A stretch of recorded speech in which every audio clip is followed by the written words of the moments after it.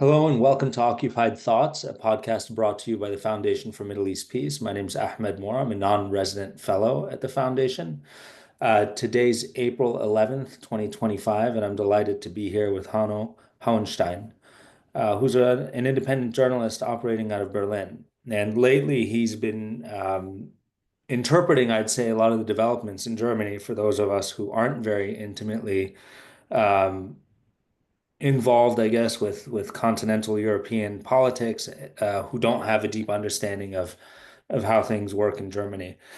And I'll just start at the outset, Hanno. I mean, for me, like lots of people, I think I've enjoyed visiting Germany. Berlin's a wonderful city. I love the museums, and for a long time had a perspective or a perception of Germany as being in some ways the best embodiment of modern liberalism, um, in support for the arts, in support for public education. Mhm. It seemed like something that those of us in the US who believe in public services, something that we should aspire to. Mhm. Um, and then a lot of my perceptions have shifted over the past 18 months, and I'll get into that. But before I do, I'd be eager to learn more about you and the work that you do. Sure. Thanks so much for having me, first of all. And thanks for your work on this podcast and your own writing. I really appreciate being talking to you. I'm like a freelance independent journalist and writer based here in Berlin. Um, I write frequently about like art and culture, mainly contemporary art, and also I've been living in Israel, Palestine, and reporting from there around 15 years ago at this point, almost 15 years ago, and on and off ever since, more frequently after October 7th, since I felt like I've been contributing to that, you know, escalating situation, whatever you want to refer it to as, like time and again, I felt it was important for me to be on the ground and report from the West Bank as much as I could. So I've been there like four times now, ever since October 7th, but ever since 2011. On and off, I've worked in like an Israeli newsroom. I'm German. I'm not Jewish, but I learned Hebrew. I engaged with like Israeli culture quite a bit, to understand it better. And I've been to Palestine many times, and I have, yeah. So that's broadly speaking, like what I write and report about. But I also kind of try to understand the extent to which, German memory culture, memory politics, I would say, in really informs historical and like political narratives and how these narratives play out in the public sphere. And we've seen this frequently, so in culture specifically over the past years. And October 7th and whatever happened afterwards has just been a peak, I would say, peak moment of like a development that actually lies back a few years earlier. And like you could trace it back to 45 if you want to go really in depth. But especially so in the last 5 to 10 years, I think like the kind of like the silencing of dissent that many people outside of Germany have now been more and more cognizant about, like the kind of like there's a growing awareness that is happening, that often relates to the way in which we talk about Israel Palestine. That's something that actually has a broader history, and in my journalistic work, I've tried to follow that as much as I could. So I do want to get into the history. I mean, you grew up in Germany. Right. Um, has the experience of the past 18 months, which I'd characterize from the outside as the revocation of speech, of the intense and focused crackdown on freedom of association for Palestine activists, Mhm. protest, is that has that been continuity? Is that an expression, I guess, of something that's existed that you grew up with, or is this a fundamentally different country from your point of view? And I'll relate it to the US very quickly. It feels like what's happened over the past 18 months from a domestic American point of view has been unique. And I recognize that that's an ahistorical statement depending on who you are. Obviously, for Black people, it's not the friendliest country. Hmm. Um, but has Germany fundamentally changed? And again, I know we're speaking in big generalizations here, but is this the country that you grew up in? Yes and no. I mean, I think your introduction sort of framed it like in these idealistic terms that Germany, for many people around the world, and also for Germans, has been this type of like kind of epitome of the liberal order and like a country that like values the rule of law, that values international law, and tries to kind of like posit itself as like a as a nation that like really like learned the mistakes from its past, that learned from its history. Like I think broadly speaking, much of German identity is really predicated on this idea that like we are in a way this kind of nation that took these lessons seriously, and like that remember memory culture is so central to German identity. And like I think what we're seeing today is a kind of is a way in which that memory culture is weaponized politically more and more. And so in a way, like if you ask me, is that still the country I grew up in? I think yes. I mean, these things have happened for years and decades, and they've been brewing underneath the surface. And I think right now they just become more and more visible, and it's more clear that like whatever that thing is that Germany refers to as its own culture of remembrance is actually quite selective. It's not necessarily at depth, as much as like people want to make believe or present itself to be. And like it's much more of I would say personally, I would say it's much more of an external performance than it is, like a culture that goes at the root of like fascism, the root of like authoritarianism, anti-Semitism, and racism, and all these kind of things. It's much more of like a kind of a ritualized like idea of like atonement.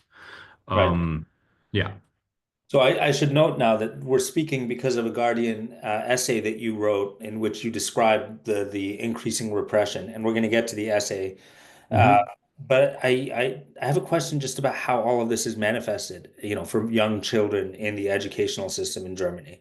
So Hmm. talk about memory culture. I think I and probably listeners have a sense of what that means. But what does it look like practically from an education point of view? So the Nuremberg trials were really about all kinds of crimes that the Nazis had committed. And Hmm. Pankaj Mishra, in his new book, The World After Gaza, highlights that the focus on the Holocaust really began with the trial of Adolf Eichmann Hmm. in Israel. So, what's taught? What's the curriculum like? I mean, even if it is superficial, what are Germans imbibing at school? And again, forgive the generalizations. Yes, I mean, like it's not, the school system is very divided in Germany. So like I think children that like proceed to go to high school learn more depth about the Holocaust than children that are in like a lower level of the educational system. But like you do learn about the Holocaust, of course. That's an important chapter in history. But and like I do agree that like the Nuremberg trials are like a foundational moment within that like educational process. But I also think there's a lot that is left out. The fact that like former Nazis and like Pinkesh Mishra talks about this in his book himself, right? I mean, they really fill like the ranks of like government and like and the judiciary in Germany, and like and also in academia and also in culture. It's almost like a running joke that every few years, like Günter Grass, there's a famous writer or like a famous person who has been revered in post-war Germany that turns out to have been in the SS at some point of his life. Like, these things happen rather frequently. There's a scandal like that every few years, and it comes to show that like many people were let off the hook.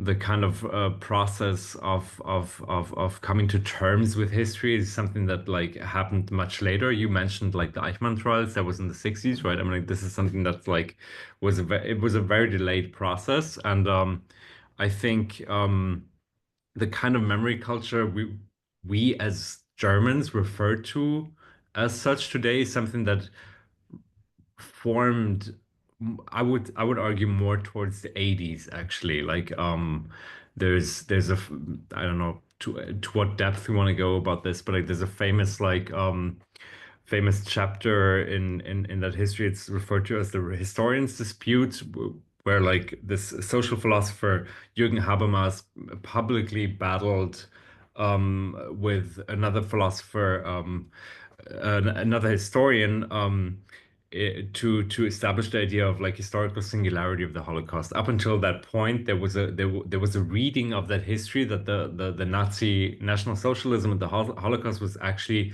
merely kind of like a reaction to Soviet Bolshevism. And Jürgen Habermas really tried to dispute that idea. Like he's one of the last living representatives of critical theory today, and like he really tried to dispute that idea and like try to establish the fact that the Holocaust was something singular, which I would completely agree with. At the same time, you know, a few years back today, like a few years ago, like you had another kind of like quote unquote historian dispute where like historians like and other scholars like Michael Rothbergs and others try to argue for a more kind of like comprehensive idea of like German memory culture that like takes into view also German colonialism, you know, that took place in Namibia, in places like Namibia, today's Namibia.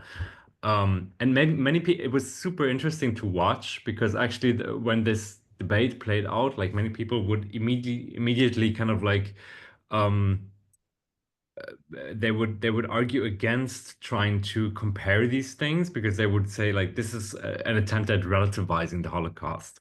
You know, you can't put these things in perspective with each other. You shouldn't compare them because by doing so you are relativizing the biggest crime of German history. And I think this tells you a little bit about like the static nature of how memory culture is often debated here in Germany.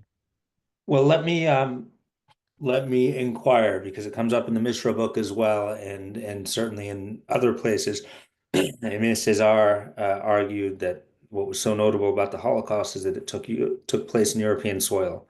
Mhm. You mentioned the genocide of the Herero, which was also perpetrated by people who some of whom later served in German governments that led to the Third Reich.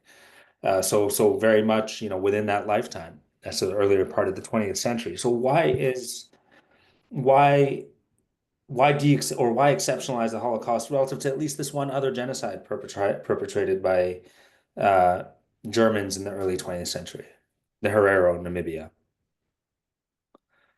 Um, I think there was a very dominant culture of repression in Germany in the early, you know, like after 45, after, you know, after post-war Germany was born, actually, there was a culture of repression of what had taken place, and that like lasted for a long time. So, like accepting the singular nature of the Holocaust as something atrocious and like as something in which a broader part of the German public was deeply complicit with, and you know, as something that like didn't just take a few kind of like, you know, like many people to this day think of like the Holocaust as something that was kind of committed by some alien force of a group of a few Nazis that did some evil things. But you know, like the thing that like I think German memory culture is a cultural achievement, and like the thing it tried to like really make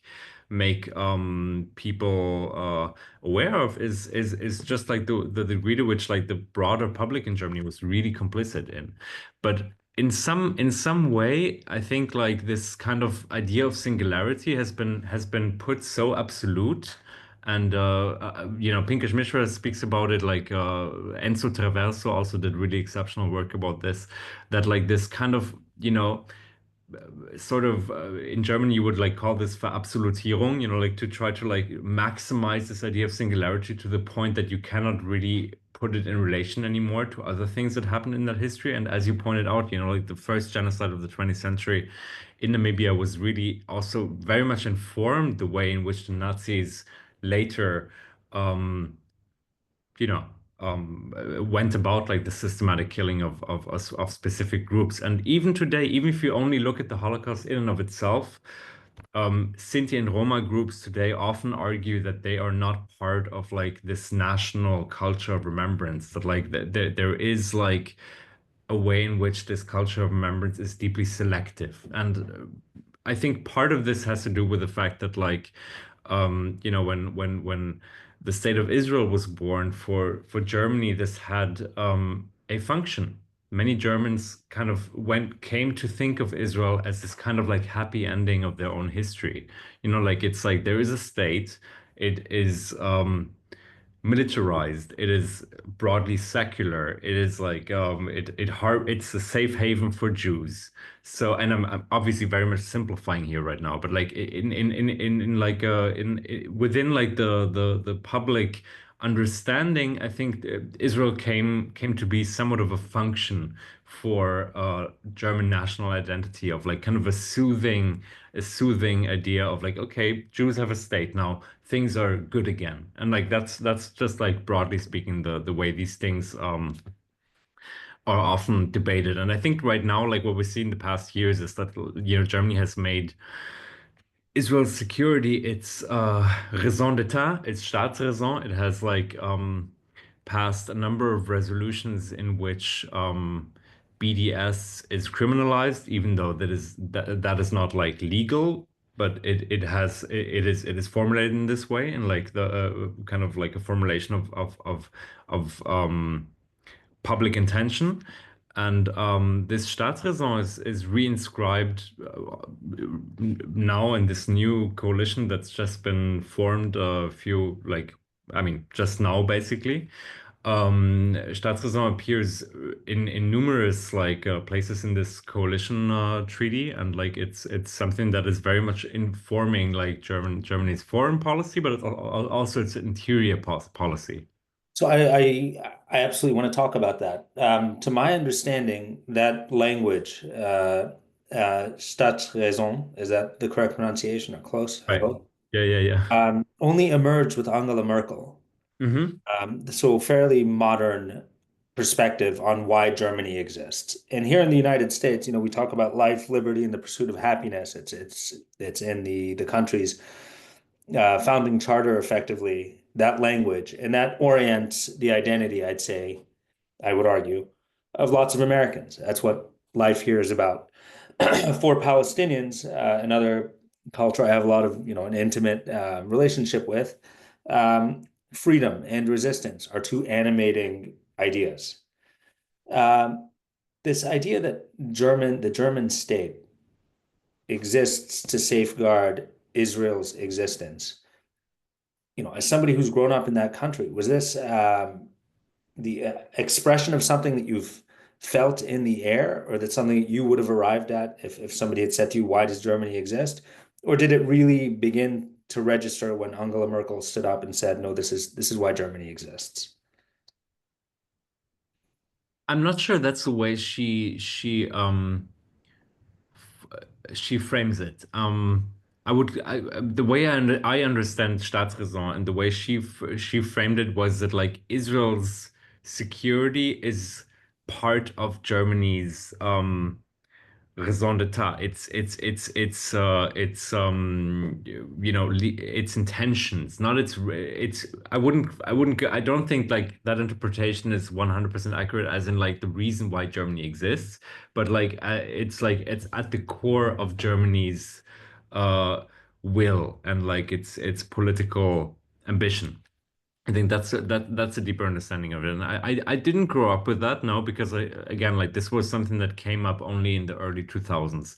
Like she gave this famous speech in the Knesset in which she framed Israel's security as Germany's raison d'etat. And I think, you know, that had likely to do with specific foreign policy, you know, objectives that she was pursuing at the time. I don't think um I suspect that Angela Merkel did not foresee um, the way in which this has been institutionalized at this point, and you know, like up to the extent that you know the very interpretation of Staatsräson over the past 18 months has been that like Germany delivers legal support, material support, and rhetorical support to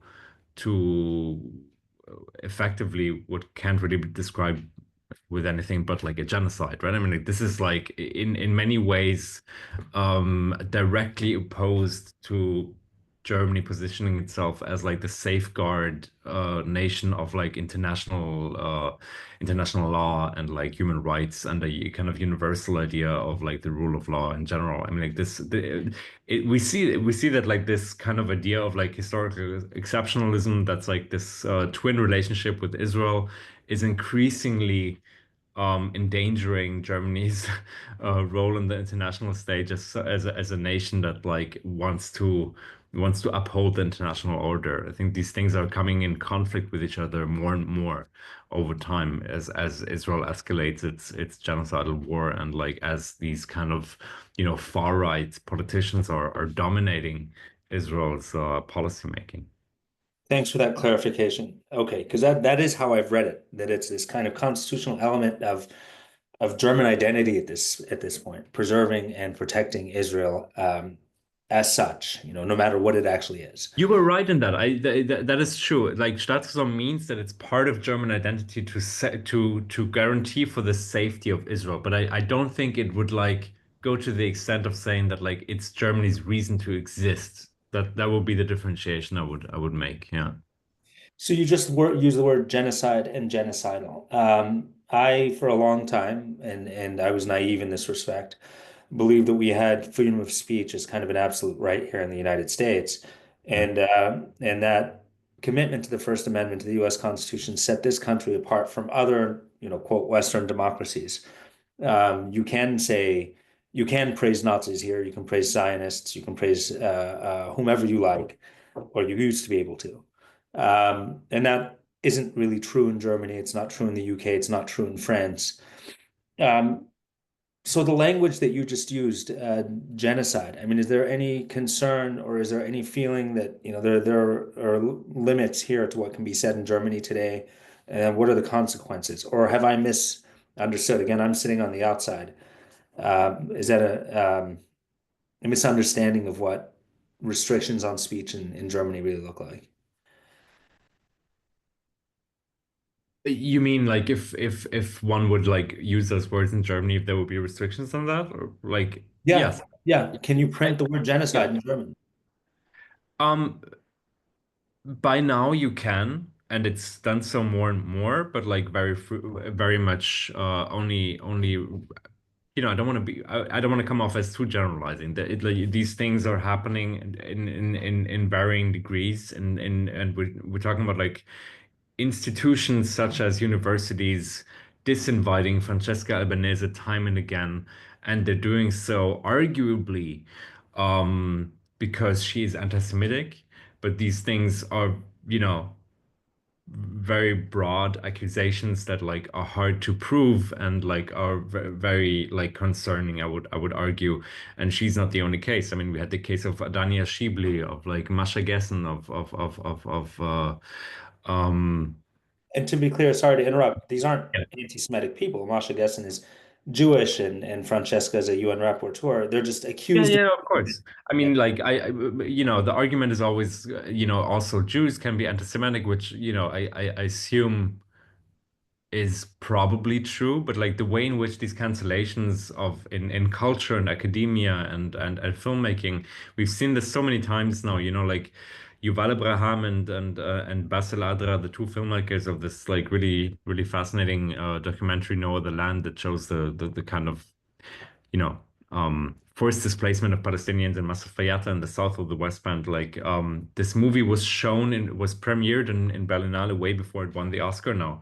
And it won a prize in Berlinale. And like the two of them stood on stage, and Yuval Abraham like described the kind of like different life reality between the two of them as apartheid. And it took like a day and like tendacious right-wing media sort of like criticizing this publicly for the German mayor, the German justice minister, and the German cultural minister to publicly denounce what had taken place on that stage. And it just comes to show you, the degree to which this is really like a distortion. I mean, there's like Palestinians are being canceled, but also people that are, that have their families have had to flee from the Holocaust. They have partly been killed in the Holocaust. Like Omri Böhm was just like the grandson of Holocaust survivor was just canceled to give a speech in the concentration camp of Buchenwald after the Israeli embassy had complained about him being invited to speak there. I mean, it's like I think these Germany is in a way a test case for how far the limitations of freedom of speech when it comes to Israel-Palestine can go, and the fact that it often more often than not, this limitation of freedom of speech is affecting Jews is just like I don't think that's like that needs to be the key argument, but that definitely shows you the degree of like how vulgar this is often done, with apparently a very minimal understanding for the kind of diversity of like Jewish perspectives on Israel-Palestine, but also with a minimal of an understanding of like what is actually at stake here. Like if we're like canceling specifically these people, like what kind of vision of like of plurality are we really advancing? I think that's really alarming. And the I think thing we it's don't, worth. yeah. No, I think it's also worth getting into if I'm not mistaken, there's a commissioner for anti-Semitism or something like that, a newly created post, relatively newly created post, which is tasked with ferreting out instances of anti-Semitism. Um, Mhm. is that an accurate understanding, or have I?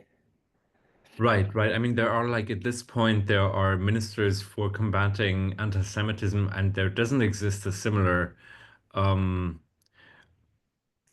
government position for racism. This is like a exceptional thing, and like these people are tasked, and it's worth noting that mo the absolute majority of them are not Jewish.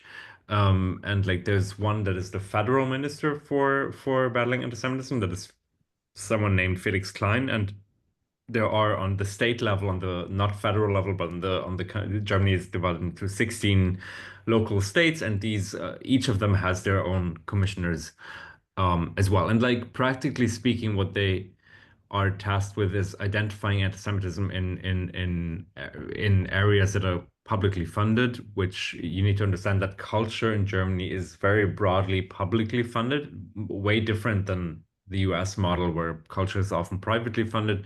Many artists and museums and like exhibition spaces very much rely on public funding, which is why many people are very afraid to now invite people, specifically non-Germans, to their exhibitions because they often tend to have different views than Germans have on Israel-Palestine. And like these commissioners are working mostly with the so-called IRA definition of anti-Semitism, which has been weaponized as a tool to target critics of Israeli occupation policies in the past years. And Felix Klein is specifically an extreme example, I would say. Like he repeatedly argued that using the term apartheid for Israel's policies in the West Bank is anti-Semitic, and he has called Trump's, mass ethnic cleansing idea for Gaza, like the Riviera on the Sea kind of plan. He has called that like an interesting idea, and said like the critique was overblown. So it comes to show you like that there is a bit of a conflation happening between um, the very important notion that we need to combat anti-Semitism. I am 100% on board with this, but like that like this is often conflated and actually effectively more often than not just translates to silencing, critique of Israel. So back to my question about using the word genocide, it's not that somebody may come knock on your door and say, no, no, you can't do that. It's more that if you print the word genocide, you may have your funding pulled. Is that accurate? Exactly, exactly. And like, it also depends like in what context. I mean, it's not like Germany would be completely immune to a universal sort of usage of the word genocide. Actually, there were a lot of debates in Germany when ISIS was targeting Yazidi people, and like there is like a very sort of like liberally open discussion about like the genocide of Rohingya in Myanmar, and or committed by Myanmar. It's not like it's really the specific context in which like the use of terms such as genocide is again often seen as like relativization or equating what Israel is doing to Palestinians in Gaza with the Nazi genocide, as if that was the kind of like subtextual message here, which I think is a misrepresentation and like broadly just like it's inserted into the discourse. Um, but even if it wasn't, I mean, up until 4 months ago in the US, you'd be free to make that characterization. Has that characterization, it sounds like that characterization has always been resisted in Germany. And I guess now I want to transition to your article, which is Uh-huh. really excellent. We'll link to for the podcast, but it's entitled Germany's Now Deporting Pro-Palestine EU Citizens. This is a chilling new step. So before we get into the content, Mhm. if an EU citizen, if a Spanish person walked down Berlin, a street in Berlin 2 years ago, saying, that the Nazi Party was the best thing that's ever happened to Germany, would Mhm. that person have been deported? No, because it's also like the revocation of of Europe is like a union, right? I mean, like there is something like European citizenship, meaning that you can freely move between Europe's borders without having to pass a checkpoint or something like that. So the revocation of European freedom of movement, meaning to deport someone from Germany who is a European citizen, is like something you need to hit a very high threshold for. And simply voicing an opinion is not enough. You have to be convicted of a crime or be a serious, usually the way the state is like like legally making these coming to these decisions is, and again I'm saying usually because this latest instance is highly unusual, um but is usually it's a leveling of the state interest to deport someone against like the real danger that the this person actually poses for public life. And there's several factors that need to be taken into consideration, but simply voicing an opinion, as abhorrent as it might be, like you said, sort of like someone saying the Nazi party is great, that is not enough for deporting someone, no. Okay, and I just said one more clarifying question here. What kind of speech was prohibited, or am I mischaracterizing? My understanding was you couldn't praise Hitler in Germany. Uh, Right. and then what You are the consequences of doing that? Well, like if you are a making a Nazi salute in public space, you can be fined for doing so. Um, I would have to look up, what would be I don't know how many times you need to do this in order to have a more serious fine, but these days, yes, you also can be fined for wearing a swastika in public life. Like if you often see like when you have a neo-Nazi march, which these things are happening, like there is like a broad understanding of freedom of speech. But when you see neo-Nazis marching in the streets, sometimes you see they have these like, patches on parts of their body, which indicates that they probably have a swastika tattoo there. Because these things are not allowed to be publicly shown, and like if they are, they can be taken in by the police and fined for that. Understand. Okay. So there's a broad standard which predates October 23 around limiting some kinds of speech, but a very high threshold around public safety for undermining freedom of movement within the EU and Right, saying, but freedom of speech is still a pretty I mean, Nazi symbols are like an exception, but like saying things that are anti-Semitic, as much as I actually my inclination would be to say this shouldn't be free speech, But I'm not a free speech absolutist myself, but like I would have to think about this a minute longer. But it's actually anti-Semitism is covered by free speech in Germany. Not that I'm arguing for changing that, but it is covered. Yeah. Okay, I wasn't aware of that. So that's a helpful clarification. But it's these symbols really Hmm. that you receive kind of fines for that the state seeks to repress. Right. And so that's the background. And now we're in a world where symbols associated with Palestine and speech associated with Palestine is being maybe criminalized is too strong a word, or is it? It is being criminalized. I mean, it's like these. So, for example, the case I wrote about that is part of the article you referred to is three European citizens and one American citizen um, that have been active in the pro-Palestine movement against the war in Gaza, and they have received all of them have received deportation orders from the city of Berlin, which is in that case representing the state because they have the authority to send out these deportation orders. And what is listed within those deportation orders are like various different things, but I think the things that like are most important is that a key element is that they use Staatrason, German's reason of state, as an argumentative basis to for these deportations. They literally are saying that like this Staatsräson must be filled with life, and any threat to this Staatsräson cannot be tolerated. Which this is something I find quite alarming because there's no like many experts have reiterated time and again that there's no legal effects coming from Staatsräson. This is a She purely just speech political Angela Merkel. expression.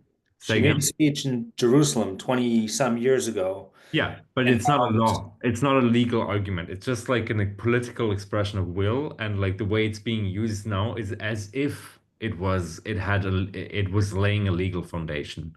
So that's one.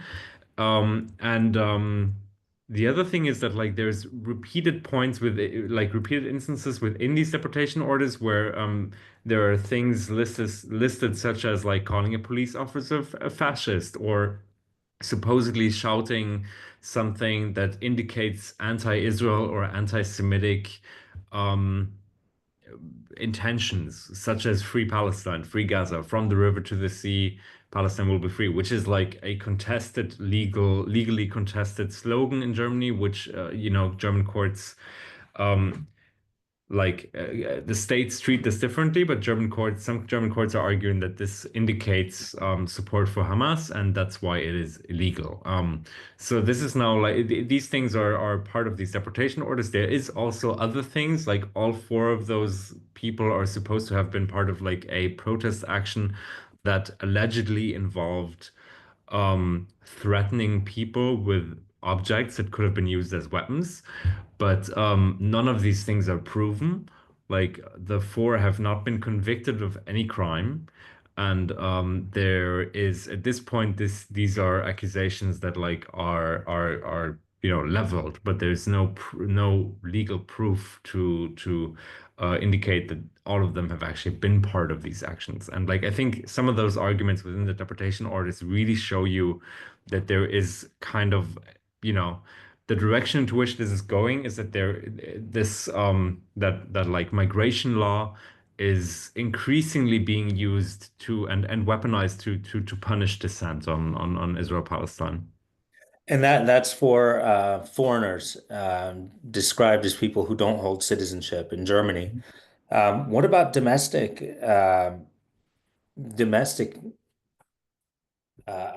supporters of Palestine? So activists who are German born and raised and hold the citizenship and passports, and are their civil liberties, I guess, or are their freedoms being circumscribed? Well, like over the past year, like year and a half, um, the police violence we've seen on the streets, all across Germany, but especially in Berlin, has really been out of the ordinary. And Amnesty International and various human rights groups have time and again kind of like argued that like Germany is not, is breaking the constitutionally given law of like right to assemble, right to demonstrate, right to express your opinion. So like this hits everybody who goes to those demonstrations more often than not, that like the police is escalating violent techniques on the street to really send a chilling effect to this movement, that like demonstrations are for that specific cause are dangerous. And like that's I would say like this is something that like many Germans have experienced as well, the Germans that go to demonstrations. Yeah. And then, so how does all this interact with memory culture, which we didn't really define? I mean, if you would define it, but people have got to be looking at this and saying, wait a second, there are resonances from 80 years ago, right? Or not? Sure. Many people are making this connection and like are seeing this. And it is it's a question. It's an open question. I mean, like, there's no clear-cut answer, but I think like it's there is a somewhat of an irony of history here, that like, the kind of like supposed lesson learned from history is currently translating to suppressing dissent and violently cracking down on cultural actors, on academics, on people like, Nancy Fraser, Masha Gessen, Hassan Hage, and others, in this way that is just like, like really reeks of violence and authoritarianism, and like this also strange flirt with ethno-nationalism, right? I mean, like that you can also ask a broader question: what is this like German-Israeli alliance at this point? It's not even, coming from having reported on the ground for many years, and I really like immersed myself in Israeli culture as well. Like you could make a very simple point for arguing that like if Israel's, let's assume that like Germany says for reasons of our historic responsibility. We wanna make Israel's security is or Israel to some degree is our raison d'etat. Like fine, but like why does that have to translate to like, like fascist ethno-nationalist policy makers? Why can't that translate to Israel's civil society? Why can't that translate to like the people who are demonstrating against this government in Israel for many, many months now? Like you could easily make this argument. What you see instead is that Germany is like actively defunding both Palestinian and Israeli human rights organizations like Yesh Din and Al Haq and many others that had received money from the German governments for many, many years. And like this makes the civil society effort in Israel and in Palestine much more difficult right now. So I think in like this would be a kind of a different argument, but like a general question, even if you agree with like this idea that like the effect of our historical responsibility is to keep Israel safe and vibrant. Like, why does it translate only to this like far right government? Well, I mean, how do you answer that? What does it imply for you? I think, like, I believe that historical.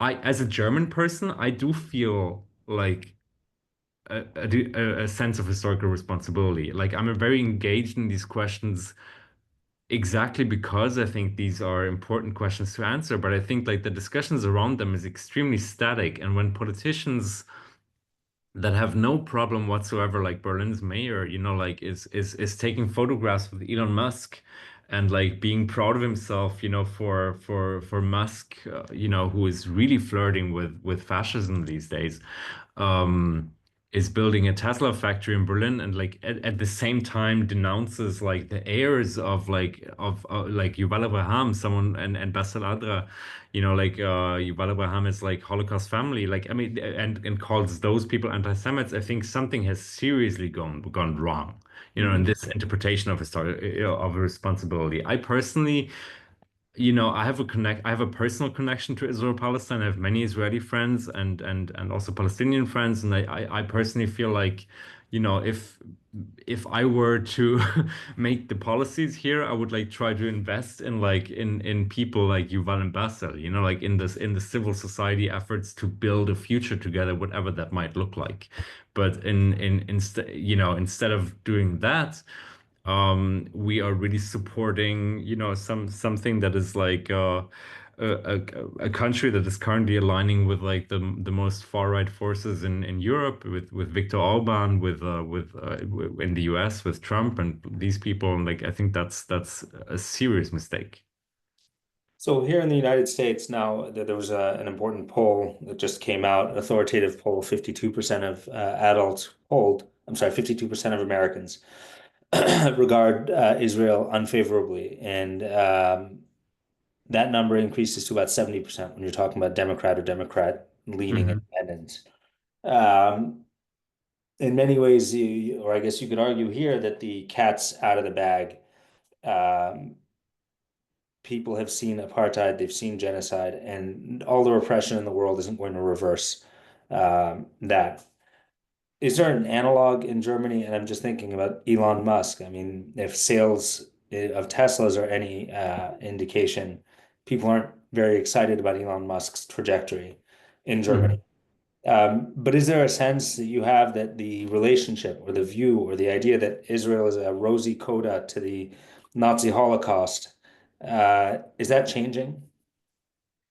Yeah, I think a little bit. Like if you like the kind of like the very much classical hard right alignment with like Israel as a function to Germany's memory culture, and and these politicians are, I mean, this alignment is upheld by institutions and by politicians and like by policymakers. Like Germany's new, like, he isn't yet formally chancellor, but there's he's very likely going to be. His name is Friedrich Merz. He the day after the election, he invited Netanyahu to come to Germany, like outright rejecting the ICC's jurisdiction and authority, which I think that is very concerning, and like that also comes to show you like what is the game plan here. But at the same time, I think especially like younger people living in Germany, whether they're German or not German, like they're like like they didn't grow up with like this sort of romanticized idea of Israel as like a kind of like proto-socialist, cute nation in the Middle East, the quote unquote only democracy. Like these ideas are like just like in this age of social media where we've all seen the images from people like the journalists in Gaza and all this. So I do believe that there's a little bit of a shift of public opinion, and like that like this classical framework work doesn't really apply anymore. And like maybe hopefully that would also mean a policy realignment, like away from just like outright support for ethno-nationalism and like and genocidal warfare, and like towards, I don't know, a different understanding of like what this support for Israel is supposed to be. Thank you so much to Hanno Hauenstein, I'm sorry, Okay, yeah. It's okay.